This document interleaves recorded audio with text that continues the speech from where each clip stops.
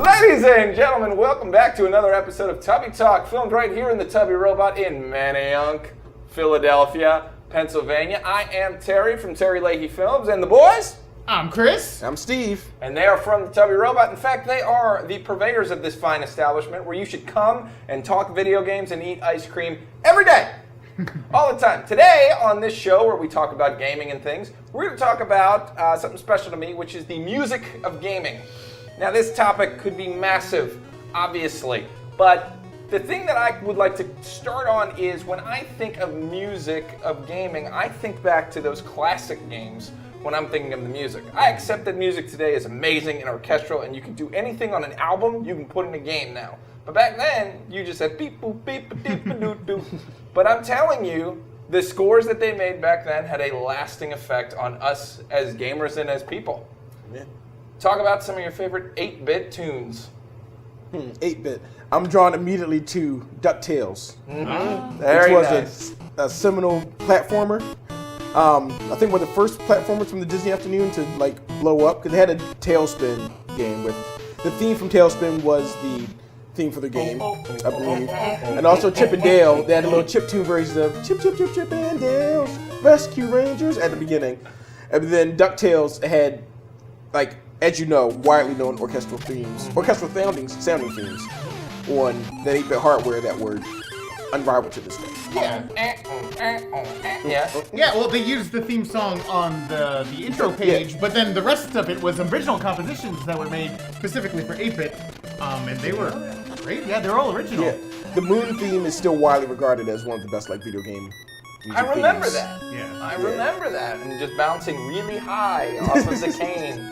So they remade that game recently. Did they keep the scores intact? They basically orchestrated them. Yeah. They took the same score and then let's make this played bigger them and again, fancier. yeah. And it's wonderful. They did a great job.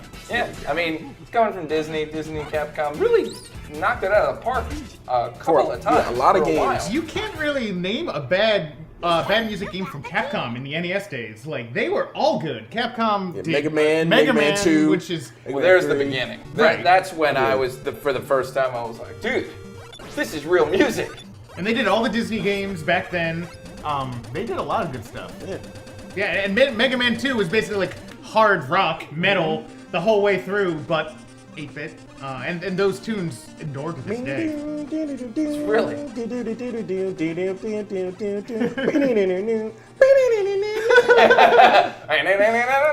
Yeah, those, the nerdiest thing I do in my life is when I go to the gym and work out, I am listening to metal covers of classic 8-bit Nice. gaming songs. Because it gets me jacked up. It gets me so pumped up to listen to Quick Man Stage or just the intro to Mega Man 2 coming up the tower. Oh, yeah. And getting it like really kicking in before you finally see who's up there at the top. It's awesome. That one gives me goosebumps still. I think it's one of the best intro themes of all time. Like, it starts out slow and then it builds and it, visually builds as well. Like, literally up and up a skyscraper. Yeah. And then at the top, it comes to a crescendo. You see Mega Man with no hat on with his hair flowing in the wind. Yep. Yeah, it's incredibly metal. So I went back to that and I was like, I played a lot of games. Game music has gotten a lot, more in-depth since then. It probably won't have the effect it still had. It still does. It's even more strong Yo, now. just thinking about it. Just thinking The first time I played Mega Man 2 excited, and I just watched the... Like, it makes you want to just jump up and start running and fighting. It's good. Think about this, though. We are remembering orchestral movements better than we are like classic pop songs. Oh, yeah. Most people know all that stuff, but man, if you play even like 4 Name that chords, tune in 2 notes. oh my god, know. I could do that all day. One of my favorites is the Castlevania series. Music is intense. Like that first vampire killer, walking up to see it. Go ahead. Dude, I always forget the name if this is Vampire Killer or not. They had one with the piano intro.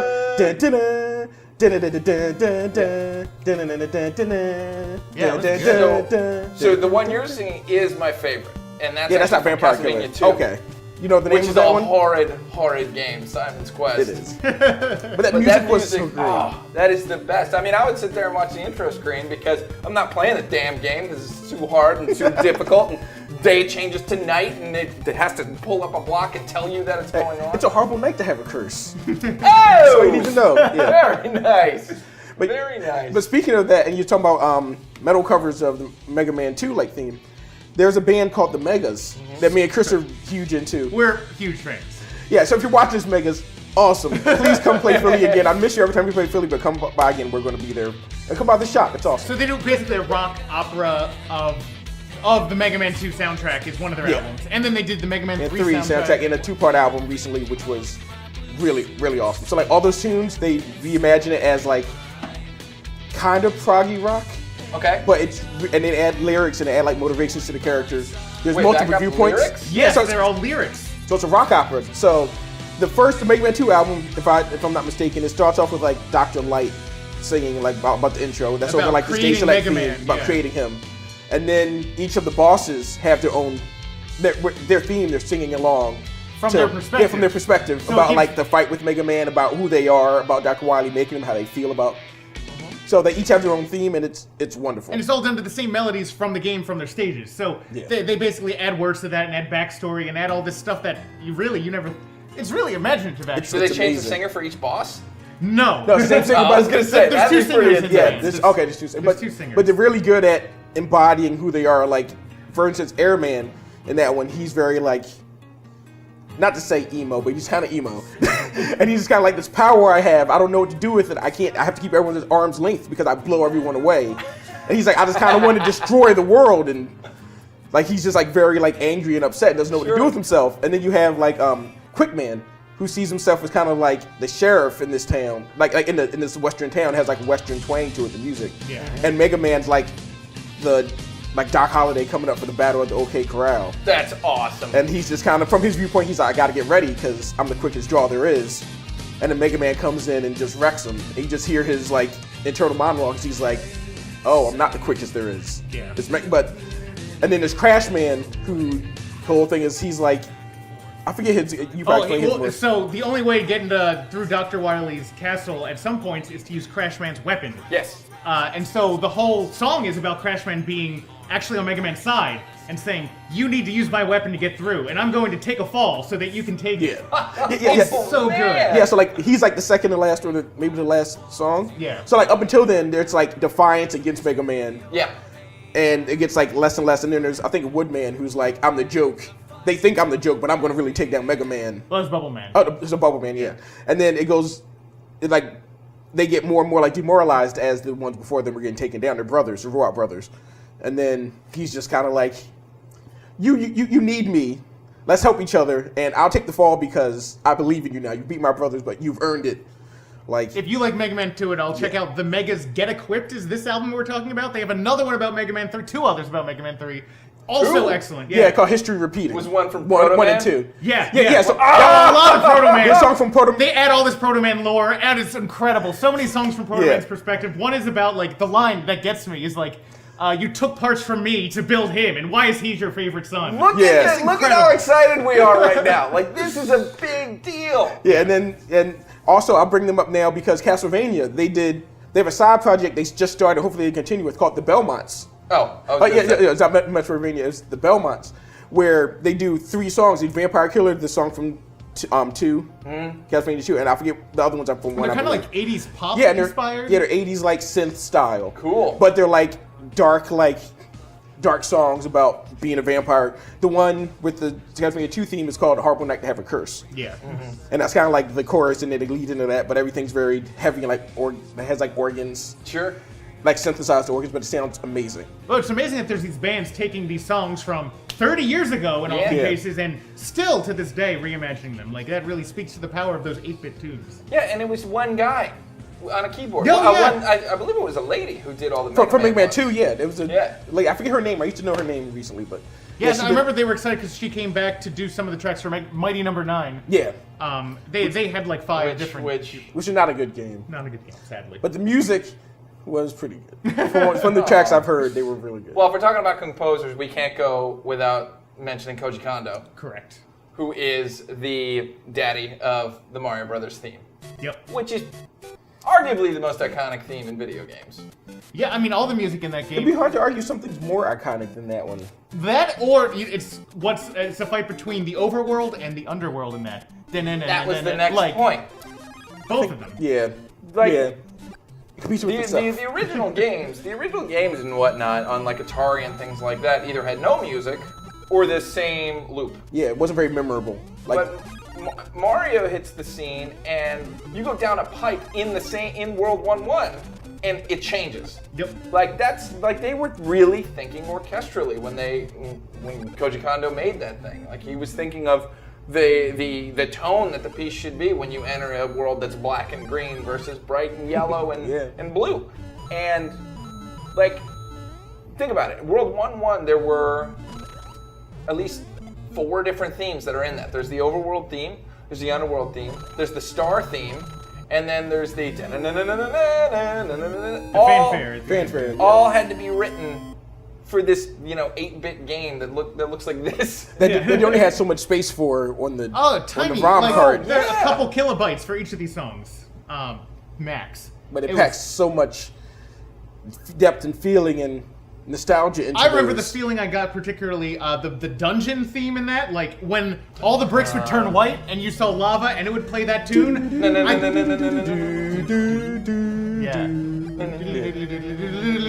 Yeah, it was something that you can't even do with your mouth. I just like remember crunching up and climbing up and like, oh my god, I can't die. It was terrifying. You know when it's especially terrifying is in the later stage where you have to go the right way. Yes. To make the level stop. You run out of with time. the 4-4 and then 8-4. Yeah, and you have to listen to the ding, ding, Oh, and then what was one of the most brilliant things in gameplay and music combined is when you got down to 99 seconds, the music would double time. That's right. It'd freak you out. Yep.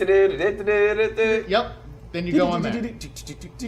When you're underworld and run out of time, it was the worst because you knew you had to get that warp pipe back up to the surface. Yeah. At some point within that 99 seconds, I always freaked out when I was underworld and started running out of time. I always thought it was interesting that even the sound effect of Mario jumping was in key.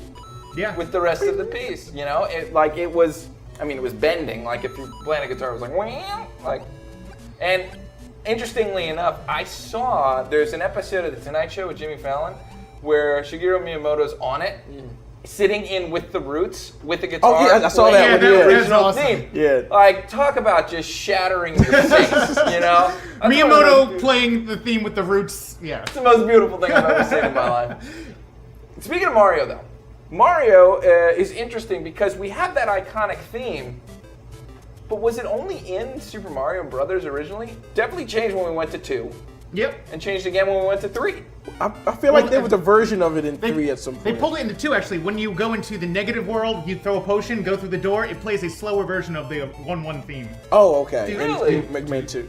And you only hear it a couple seconds because you gotta... The you door gotta hurry up. closes again. But yeah, it's in there. Yeah. I think it is in every game since.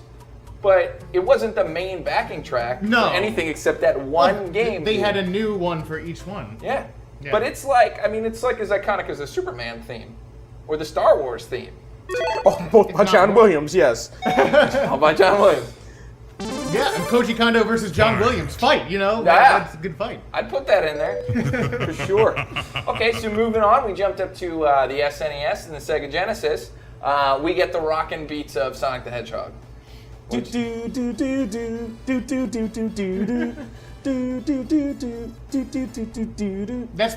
title theme. Yeah, it's like the long version of the title theme. Yeah. Leading up to they do the flyby across like Green Hill Zone.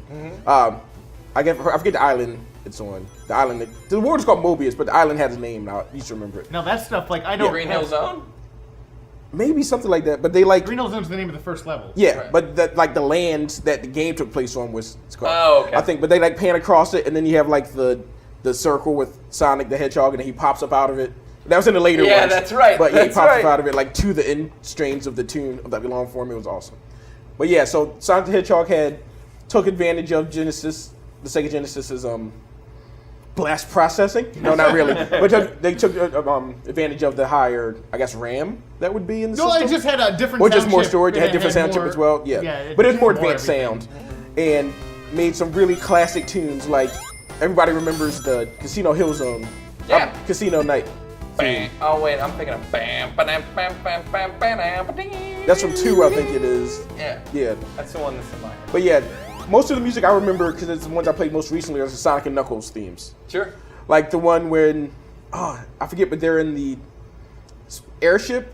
It's like electric Ship Zone or something. Yeah. I forget what it's called. It's like the second set of stages in Sonic and Knuckles. But that theme is iconic, and Terry can pull it up and overlay it over this. I'm not going to hum it because it's a little too intricate for me to hum. But also, some of my favorite music from the Sonic series is from the Sonic Hedgehog 3. I love Sonic 3. Sonic 3 and Knuckles is my favorite Sega game, period. Oh, they played all the way through. Yeah, getting past Supersonic to Hypersonic. There's a Hypersonic? Yeah, if you play through them both, you got all the Chaos Emeralds. You turn the Hypersonic, who I believe was like pink. Yeah, he could jump through the top. Whoa, that's like foreshadowing to Super Saiyan God when he had pink hair. Super Saiyan God, yeah, Super Saiyan God, exactly. And then Sonic's just Super Saiyan God, Super Saiyan. Yeah. No. So Supersonic Saiyan. Supersonic. So the interesting fact, I think I might have mentioned it on another episode of the podcast, but in case I haven't, Sonic is, the Hedgehog 3, the music was composed by the standard Sonic composer. I forget what his name was, unfortunately. I'm sorry, Sonic composer. But also, Michael Jackson composed like... The King of Pop. King of Pop himself composed a lot of those themes, and he didn't want his name in the credits of the game because he didn't want to overshadow the work that they were doing, because it was like work for hire for him. And also he was like, I don't want people to buy this because Michael Jackson's on it. He already had Michael Jackson's Moonwalker on the Genesis for that, and in the arcade. Well, and wasn't that all happening also at the time all the scandals were breaking about him? Yeah, that sounds about right. But having a little Mike Bison type moment. Yeah, but at the same time, knowing Michael Jackson, from what people that close to him have known him, they're like, he probably was honest about saying he didn't want his name on it.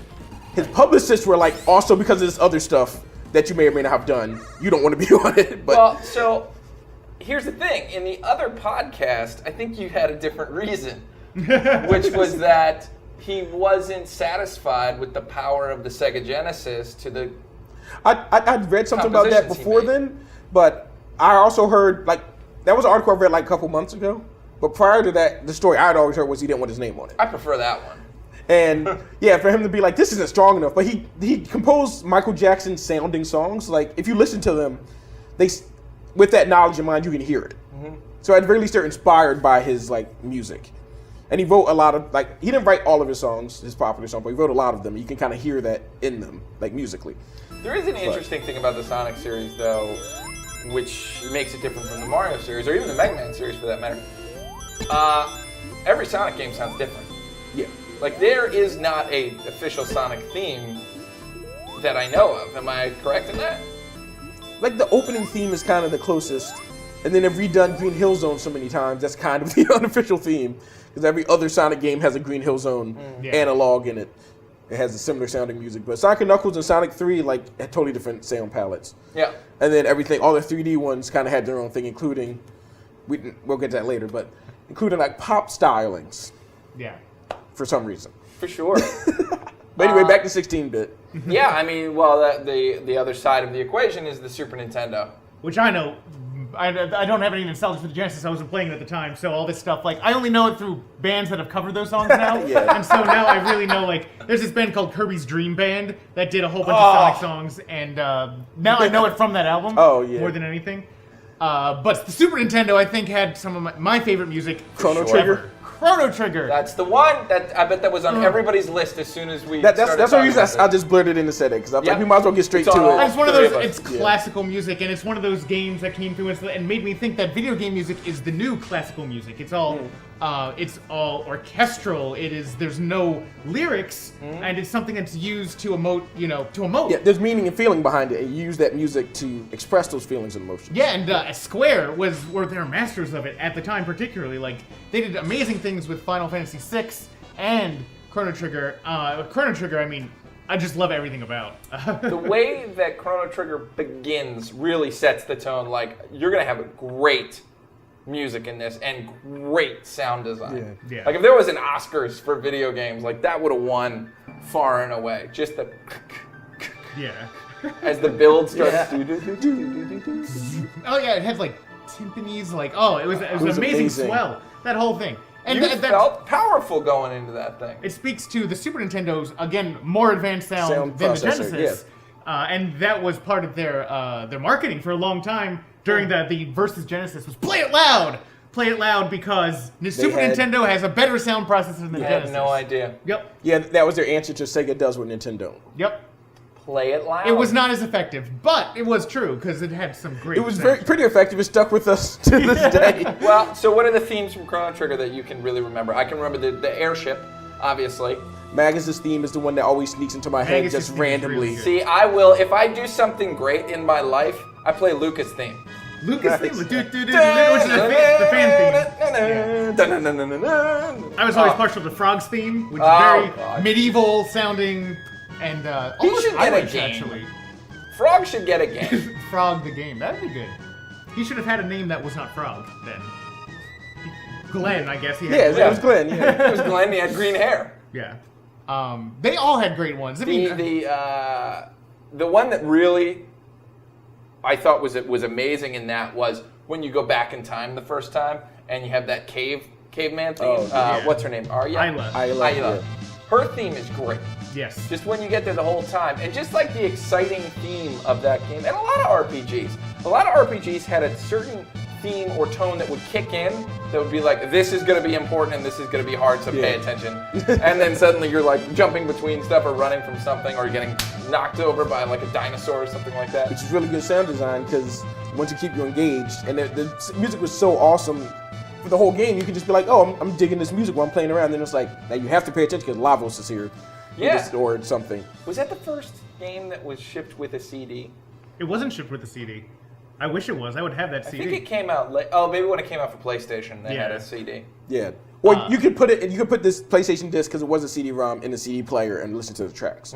They had them ordered so that they would come up. Because you could do that with any PlayStation CD and listen to the music, but they were just like sound files, so they weren't even necessarily like cohesive. But I think for the Chrono Trigger re-release, they numbered them and everything, like titled them. So if you had a CD player back then that had CD script or whatever, they were it's encoded called. the same way that a normal music CD was, because Sorry, they were just playing CD audio during the game. Yeah. So you could put it in a CD player and listen And just to it. treat it like you could see the titles. It would say Frog's theme and stuff like that, as opposed to just being track number 1. But Oh, Chrono, good. I remember like Chrono not only was great with the orchestration everywhere, but when silence was used, it was very powerful. Like when Chrono dies in that game, the sound cuts. And you're just like, oh my god, what is happening? And something pivotal is happening, and it just like, it feels wrong after playing a game with such a dramatic soundscape. And then they used silence again in Magus's castle. Yeah, I don't remember the part where there's just footsteps, like it's the music's silence, you just hear footsteps, and it's very ominous. Well, like Magus's castle, you're going through, and it's mostly silent. Even during the battles of like the minor battles, it's silent. You just hear the sound. But when you get to Magus himself, the Dark Wind howls, and then it starts building up his theme. Oh, and aren't the lamps coming yes, on? Yes, the you're lamps walking up, the lamps come up. Yeah. They start, and he's not facing you, and then he just starts talking, and then the theme builds during his speech, and then right when the swell comes up, you start fighting him. It's so powerful. Oh my god, I want to play that game right now. See, the music, listen, like the music is getting me so jacked up and excited. It's incredible. Like there was something in that. That was, I think, when I knew, and I still believe this to this day, that orchestral music will always be more powerful than modern music. Any sort of rock, any sort of pop, any sort of rap, any sort of R&B will never touch you. My only caveat to that is any song in the last couple like Disney CGI movies, because that music has been from like Frozen, even like Wreck-It Ralph are pretty good songs, but Frozen and Moana are songs that just like hit me right here and they bring a tear to my eye because they're just. But We're gonna need to have a separate podcast about Moana because I hate Moana. Oh my god! Wow. I hate Hot Moana. take. Yeah, hot take. But yeah. My ass is shiny. It's Character didn't need to be in the freaking movie. I can go for a long time. We'll do that of another time. But the point is, like, that's when I realized the effect that an orchestral theme can really have on a person. Because it's the only thing I know that can make you scared, make you happy, make all you within the cry. same piece sometimes. Yeah, all in the same way, and especially when it's paired with a story like Chrono Trigger's. I mean, there are some tough parts of that game. And when I don't care what you say, when that dinosaur shows up for the first time and that head is the biggest thing you've ever seen. Yeah. This is awesome. So, some of the games that took their original theme and improved upon it, but kept with the same magic. The first one that comes to mind for me is Mega Man X. That game starts so rock and roll, next level robot. Yeah. Like, that is the coolest. They never take it's still all original in that game. Like, they never use music from elsewhere in the series that I'm aware of. I think the password select screen is similar to the other one. No, I think it's different, actually. They might use it again in future X's. Oh, that's the original. Is that like Mega Man 1? I just know that from X. Yeah. I don't know. Maybe that is the same. We'll have to figure that out. If you know anything, please let us know at home. But man, Mega Man X was the first one that I was like, holy crap! This has the same idea and tone, but we are extreme this time around. Look at all these extra channels we have. This kind of sounds like a guitar. Let's use it all the time. Yeah, like Zero's theme. Zero's theme is amazing. Storm Eagle's theme is probably still my favorite like theme of all the Mega Man games. You know, I love Mega Man 2's soundtrack as a whole. Storm Eagle's theme that's the one that, like, I've had a hard time lots of times, like any song I like a lot, comparing the title of a song with what it is. Because it has to have like it has to be in the words have to be in the song, basically for me to know what the name of the song is for lots of things. But then like that one, it pops in my head like Storm Eagle. Yeah. With 100% confidence, which I don't remember anything with 100% confidence. But Storm Eagle, I know exactly how that one is. I know how it starts. I know how it plays for the entire thing. You know, a lot of that actually reminds me of the Street Fighter 2 soundtrack. Oh. Kind of pulls in like Guile's theme. Reminds me a little bit of Storm Eagle, like, or you know, instrumentational wise, which makes sense. They're made by the same developer. All good though. All good. Yeah, we'd be remiss not to talk about, like, some of those fighting games had great themes as well. I mean, Street Fighter is a game that has held on to its original music all the way through. Starting at 2, because nobody played the first. Somewhat, because in 4 they had some weird new metal rap thing that sounded like Linkin Park that was garbage for the opening theme. But not for Ryu's theme. Yeah, they still have the characters. The character themes, have mostly continued. They've done new themes for some games, but then come back to them. And then DLC, like I think in Street Fighter 5, they just put out, I believe, Ryu's original stage with the Ryu's original music. And in Smash Brothers, Wii U, you put Mark Ryu in there, and they put in his original stage with his original music, and it was awesome. I think they did a remix too. Yeah, they had 2 versions of. Oh man, Smash Brothers, like when they take all the old themes and jigger them in an orchestral way. Yes. Like, oh my God, Melee is the one that I remember the music really coming. Melee had a ton of great stuff. Yeah, the Fire Emblem themes. Yeah. I didn't even know Fire Emblem, but I still know all those themes because of Smash Brothers. Yeah, exactly. It's good. Exactly. Before we jump off Super Nintendo, I do have to mention the Donkey Kong Country theme. Oh, yeah. That was a whole other wonderful platform. Yeah, I mean, it sounded very different from all the other games before it. Really. Did that have its own, like, sound chip on the cartridge, too? Because I thought it had, like, a chip for the graphics. It was that first Rare game that came out. They used a different chip in a lot of those games, and I'm pretty sure, they probably did in that one. It was very moody. It was environmental, kind of more so than a lot of them. And it sounded like real instruments in a lot of it. Boy, when you were flying with, like, the parrot in those ones where you had to, like, navigate the thorns, that'll always be permanently. That was Country 2. Yeah, but still permanently stuck in my head of like, this is the hardest thing I've ever done in my life, and this music is literally here to soothe me during it. But the cool thing about that game, the reason I bring that game up, is because that game starts with the original Donkey Kong theme and Cranky Kong playing it through a little doo-doo-doo-doo-doo-doo, and then Donkey Kong shows up with a bomb and blows it up and shows up with a boombox. You're like, this is what this game's about. I'm radical now. This is radical Donkey Kong. But that to me, that's the perfect way of embracing the old and bringing in the new at the same time, and creating something totally different. Yeah. Like, it was cool, it was aggressive, it was fun. I don't think even the Mario games did that. No, at that first stage when you first jump into Donkey Kong Country, it has so many movements in that one track. Like, if you listen to it, there's like 5 different segments to that song. It's like 5 different songs meshed into one. It's good. I have to go back and listen to that. I haven't played it in 20 years. It starts. Yeah, and sound effects were part of the song. Which Donkey Kong was that from? That's Donkey Kong Country 1. That is? Okay. So I do remember one song. And I think they brought it back when they redid those 2 games for the Wii. I think that they did bring the original. Which are great! Those are good. Yeah. They just didn't get nearly enough, like, publicity. No, they didn't. But they sold like crazy. People didn't talk about them, but they were some of the top sellers for the Wii.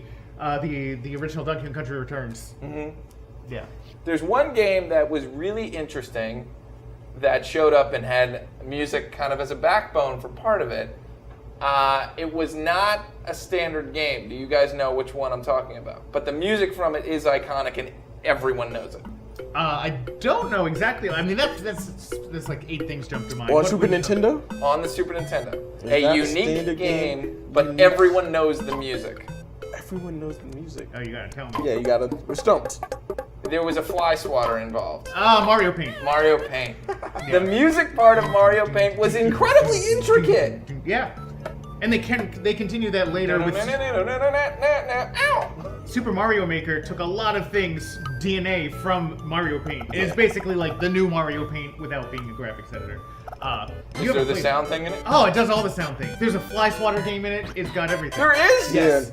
Yeah. Like a little Easter egg. That's what's getting me. Well, it's cool. It was a graphics program that had 3 background musics that you could pick from. Like Photoshop does not come with background music. It does not. And there is not a frog sound effect.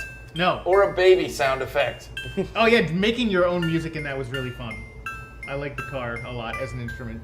The car as an instrument. That was great. But, Super Nintendo, we went pretty far. But the next generation, this is when real music started to show up. Yeah, like CD Perfect Sound. You could put voices that didn't sound like garbled garbage, like in Altered Beast. The Rise from Your Grave, which everybody remembers. And probably you didn't know they were saying Rise from Your Grave because it was unintelligible. Yeah. But yeah, then you started having pop music and stuff too. I was trying to think what the first popular music song that was on a video game was. I can't think of anything. The first one that comes to mind for me for pop music coming to the home console that everyone played was Tony Hawk 1, actually. Oh, you're right. Okay, there you go. Yeah, that was on PlayStation 1. So yeah, Tony Hawk 1 was. Tony Hawk 1 brought, and at the time I wasn't super into music. I didn't know a whole lot about it, but I was like, I like this, and it was all pop punk and ska and even some hip hop in there, and it was really good. And it was stuff that I had not been exposed to, and then I was like, these are bands. They have other music. Let me go check them out. It was great. Yeah, there was also the music was not dependent on it was like in movies where you went from themes to soundtracks. Yeah. And that was the first game I remember with a soundtrack. Yeah. And every guy, it would randomize, and you only got 2 minutes of each song because every play session in Tony Hawk was 2 minutes long. And I remember there was one song. There was Guttermouth's "I'm Destroying the World." It was. The track was actually 2 minutes long. The song was. Nice. So it was the only one that fit perfect. It didn't have to fade out. Everything else had to fade out. Yeah, because it's only that Tony Hawk 2, which I think was also for PlayStation 1? Yeah, 1 through 3. Yeah. Okay, yeah. And it was You by Bad Religion, which I loved, and that song's like a minute and 55 seconds. So you just get a little bit of silence at the beginning before the song kicks in. Mm-hmm. That turned me on, and they're one of my favorite bands of all time. After hearing that song, I was like, I've got to hear more of this because this music's awesome. Yeah, but it was a very different flavor than the original tracks. Yeah. It wasn't crafted to make you have feels about what you're doing in the game. It wasn't crafted to hone your experience, but it was handpicked and catered to the gameplay at hand and the audience that was playing the game, especially Tony Hawk 1. Yeah, people loved it. Yeah. Skating was all about music, and it was all about. It was all part of the skater subculture. So they were like, let's get those bands and those tracks that people love about this and put in there. Now you lose a little bit of that, this was made just for this game. It was made just for me to feel the agony of when Chrono, spoiler, dies. But at the same time, it continued that extreme era where they were like, oh, we can do it bigger and better. We can just have bands make music for our games. If that's what they wanted to do. I don't know if Madden jumped on yet to use those kind of songs. In PS2 and on, they certainly definitely did. Yeah. But Tony Hawk might have been the first one. It was the first big mainstream one that I remember. Because I know Jet Moto. Yeah, it was a launch title, wasn't it? Oh, well. Yeah. Because I know there was a game, and I guess did Saturn come out before PS1?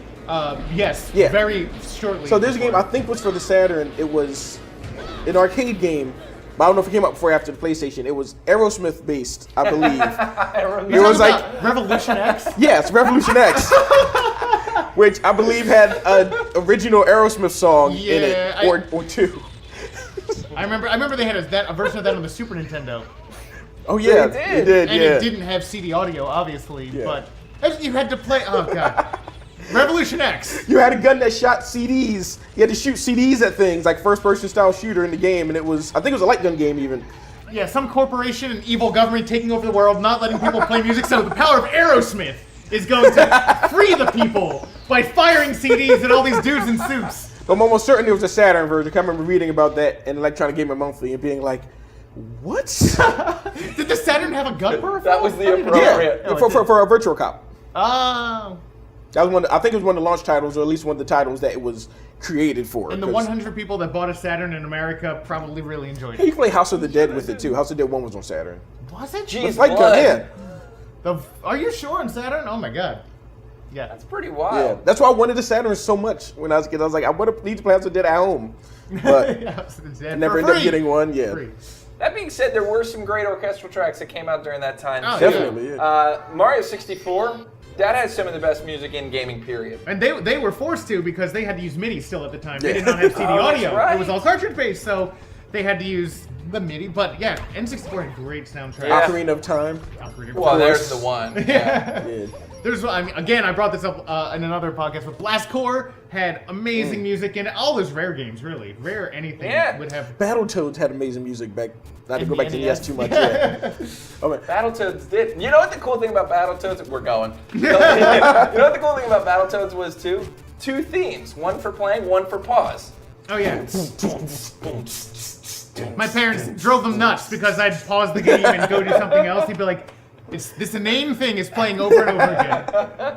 They actually recently released that theme, that whole soundtrack on vinyl. Oh, nice. So you can buy the original Battletoads soundtrack for NES. Is it green? Is it green? It's green, yes, it's You green. put it on your turntable and you just say, Yeah, you put- boom, boom, Well, boom, I believe the last track is that title, and they just play it until it fades out, until the vinyl That's runs out. so cool. Nice. Yeah. Now, since we did go back there was one that we missed. Like, there was a console that had even less power than the Nintendo and the Super Nintendo, and that was the Game Boy. But Oh, Game yeah. Boy also produced some iconic music. It's very true. The Kirby's Dream Land soundtrack is amazing, and that is used in every single Kirby game ever. That same little dun dun dun dun dun dun dun dun dun dun. Yeah, I know it from Smash Brothers. Well, that one's actually not in the first one. That's That's Wispy Woods, wasn't it? no, that's a different one. Oh. What am I thinking? That's Gourmet Race. Gourmet Race. Yeah, Gourmet Race didn't start until Kirby Superstar. Oh. Yeah. No. Yeah. Gourmet Race was in Dream. They had to break out your No. Game Boy and play Let it. us know. Dreamland is do do do do do do do. Yeah, that one. Oh, okay. Which Gourmet Race was not in it. every single game. Now, going I think the one that wasn't in them all was King Dedede's theme. Do do do do do do do do do do. So when you're fighting That's right. King Dedede, Yeah. that's in all of them. I'm pretty sure, but I think it's the only one. Yeah, I think the one you were just.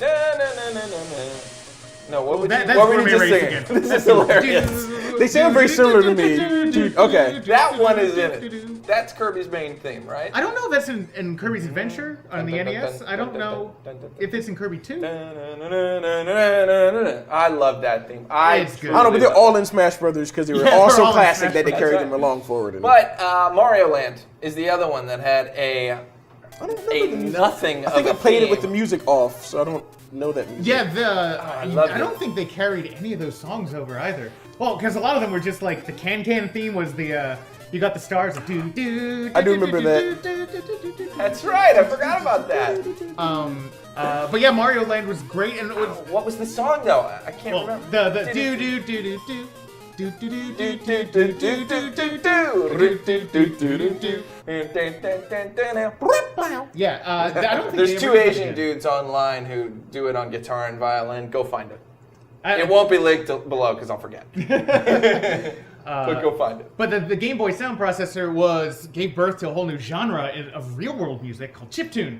Yeah. And chiptunes almost exclusively used Game Boys for a long time, like all the artists, because they were portable. Yeah, there's a fella that I used to work with in my past life before I was an ice cream connoisseur, ice cream purveyor, that he actually has a 8-bit orchestra that he uses a bunch of, I think he uses 8 or 10 original Game Boy like sound chips I think might even be original Game Boys, Yeah. like chained together and used them to program music.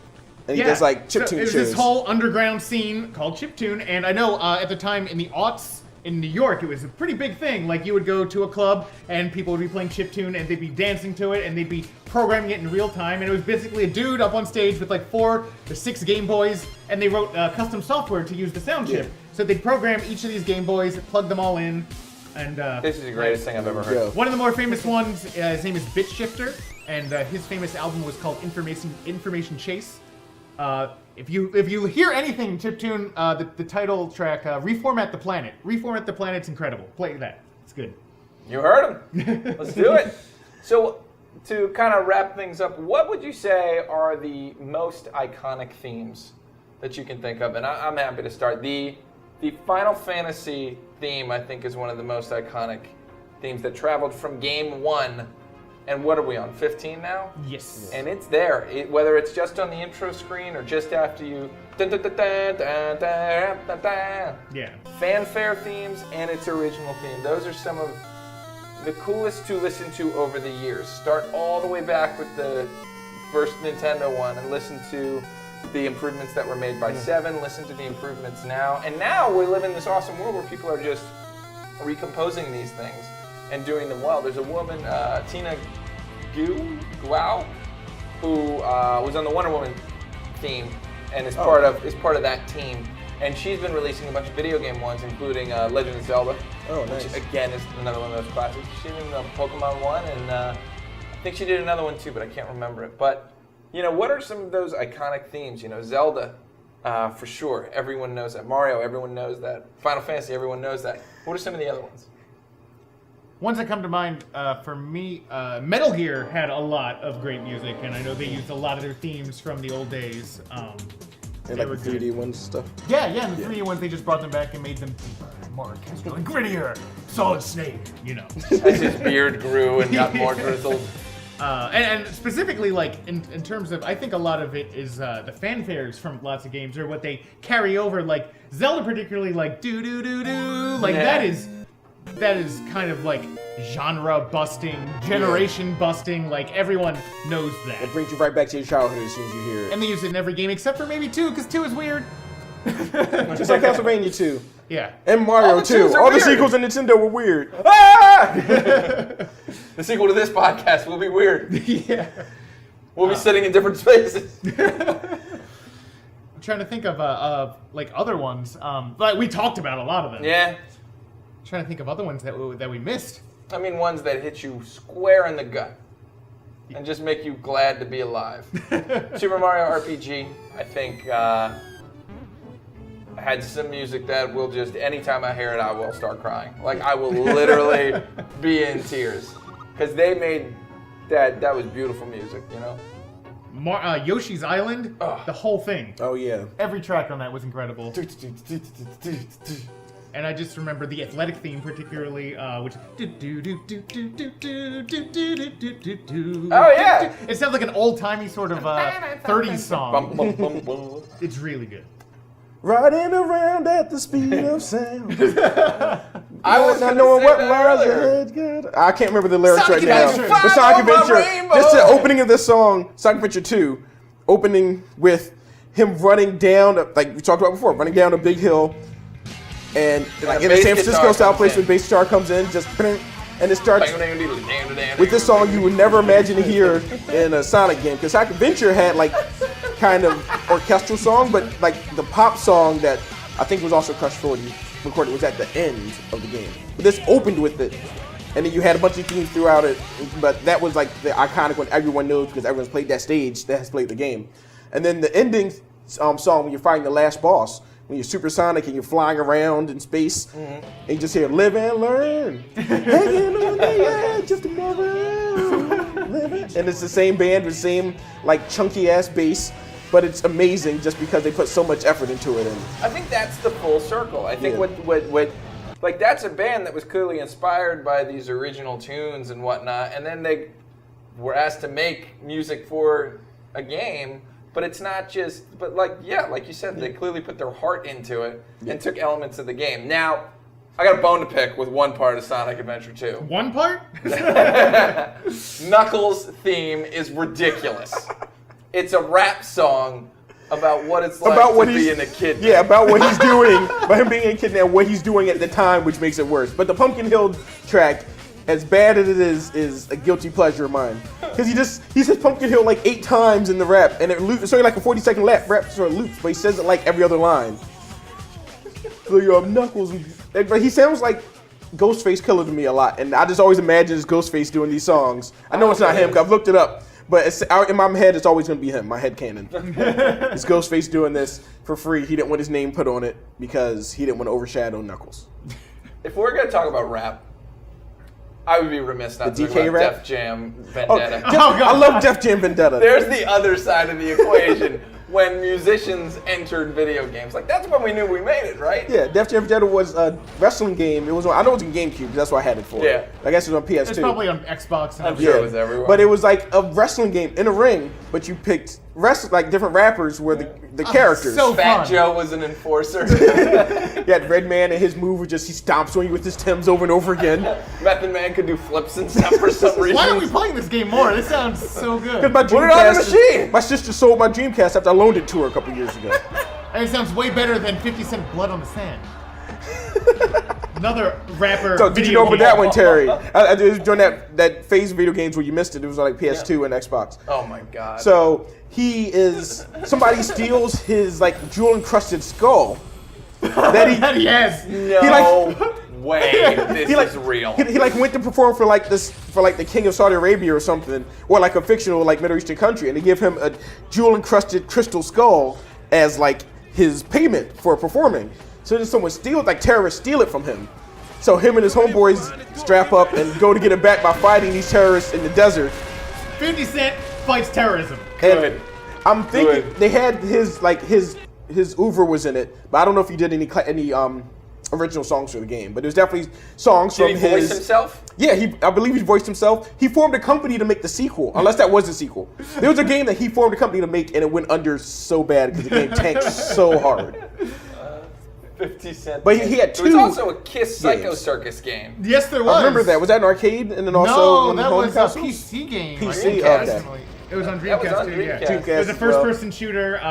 It was kind of that very Speaking of Aerosmith. Seth MacFarlane kind of vein of kind of like grim, dark, oh, look at these horrors, the eldritch horrors, and Kiss. You mean Todd McFarlane? Todd McFarlane. Todd McFarlane, yeah, not different McFarlane. Yeah, Todd McFarlane, Spawn. That's. Yeah. I get them all confused. So, yeah, I mean, there's the Mortal Kombat theme. We'd be remiss. That one transitioned into movies. Like Yeah, they kept the theme in the movie, which was awesome. And I don't know if any video game movie had done that because Super Mario Brothers definitely did not carry the music along. Why you gotta bring that up all the way at the end of the podcast? Well, the And Double you go Dragon downer. movie, I don't even think had. There was a Double Dragon live action movie in the early '90s, and I remember. don't think that had the music from the game. It did not get a wide release, did it? Couldn't Yeah, it did. Really? It came up before, like pre Yeah, I Ninja remember Turtles, it I came out. believe. So a lot of people didn't like catch on to it, but it definitely was out because I've seen it on video before. Wow. But wasn't the Shadow guy like not even in it? Shadow Moses or whatever his name is. Yeah, that's what I'm thinking Yeah, of from the so- cartoon. I just remember the cartoon mostly, yeah. Okay. The one other like iconic theme that I just remembered, Metroid. Oh, Metroid, where we didn't talk about it all. When you get an item, that's in every game. that's right. Every single game has that. Yeah, Metroid's one of those games that always had like I never really noticed the music because it was so melded into the gameplay that I was never like, oh, I love this track because it was all about exploration and you hear different music for different zones. But I remember if I didn't hate the music, that means I probably loved it and I was so comfortable with it I didn't have to pick things out. If you go back though, I went back. It was like played Metroid recently, the original Metroid. Yeah. Kraid's theme is really good, really complex and weird for. Is a that the game. same music they used for him in that stage in Smash Brothers, or is it different? They have a bunch of different tracks, Okay. but I don't think they really use the Kraid one because it's weird. Do do do do do do do do do do, and then the other. It was like part a comes in march or very- something. Yeah, I can't do it, but it's very complex. Awesome. Metroid makes you cry.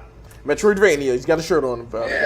So it's really amazing how far this whole thing has gone. What started with little beeps and boops eventually became something that top performers are making tracks for games now as the primary.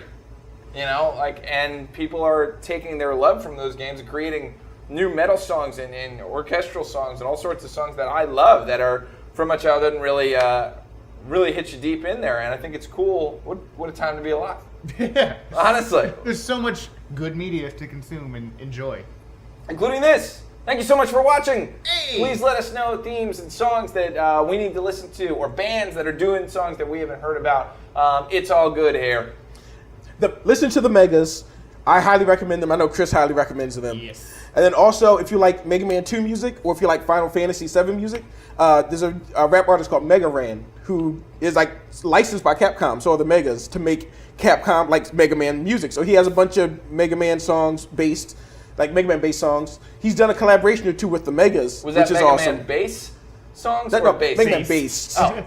So Best of all, he's from Philly. He's local. He's from Yay! Philly, and then he Come on the show! has a Final Fantasy 7 album. He has two called White Materia and Black Materia, Oh, and they're like cool. they're like two compilations of like they takes the Final Fantasy themes, and I believe in those albums he raps as characters in the. We need to get Mega Ran in the overall. shop. Is what we gotta Yeah, do. Yeah. Next time he's him and MC Frontalot in Philly soon, Oh, sweet. as of this taping. Come by here and get a free Sunday. Yeah.